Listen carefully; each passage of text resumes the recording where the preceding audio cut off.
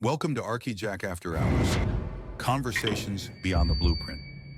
This is where we talk honestly about architecture beyond the drawings, beyond the grades, and beyond the version of the profession most people imagine in school. Tonight, we're unpacking the difference between architecture school and real-world practice, and how understanding that gap can help you move forward with more clarity and confidence. For many architects, the transition from school to practice is one of the most jarring moments in their career. In school, you might spend weeks refining a single concept, developing diagrams, crafting a narrative, and defending your ideas during a critique. You're encouraged to push boundaries, challenge conventions, and explore design without many real constraints. Then you start your first job. Suddenly, your day isn't about studio reviews anymore.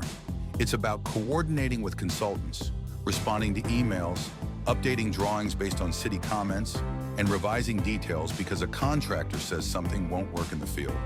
You're no longer designing in isolation. You're designing within budgets, schedules, codes, and liability. That shift catches a lot of people off guard. And it's not because architecture school failed you. It's because school and practice are designed to teach very different things. Architecture school is very good at developing how you think. It teaches you to explore ideas, iterate designs, and communicate visually. You learn how to explain your work, defend decisions, and respond to criticism, sometimes under intense pressure. Long studio hours, pin-ups, and critiques build resilience and a strong design mindset. Those skills absolutely matter, and they stay with you throughout your career. But what school often doesn't teach is how projects actually get built. In practice, you quickly realize that drawings are not just representations. They're instructions. A line on a drawing can affect cost, schedule, and safety. A missed coordination issue can trigger RFIs, change orders, or delays. Many graduates find themselves staring at a full set of construction documents for the first time, realizing they've never really been taught how to read one from cover to cover. You also encounter processes that weren't part of your academic experience. City plan check, consultant coordination, construction administration, RFIs and submittals, site visits, meetings where decisions are made quickly, sometimes without perfect information. These are everyday realities in practice, yet they're rarely emphasized in school. For example, in school, if a design doesn't work structurally, it might get discussed in critique. In practice, a structural engineer sends back comments, and you're expected to revise the drawings immediately because the schedule doesn't stop. In school, budget is often theoretical. In practice, budget is very real, and it can override design intent more often than students expect. This gap exists by design. Architecture school is not trade school.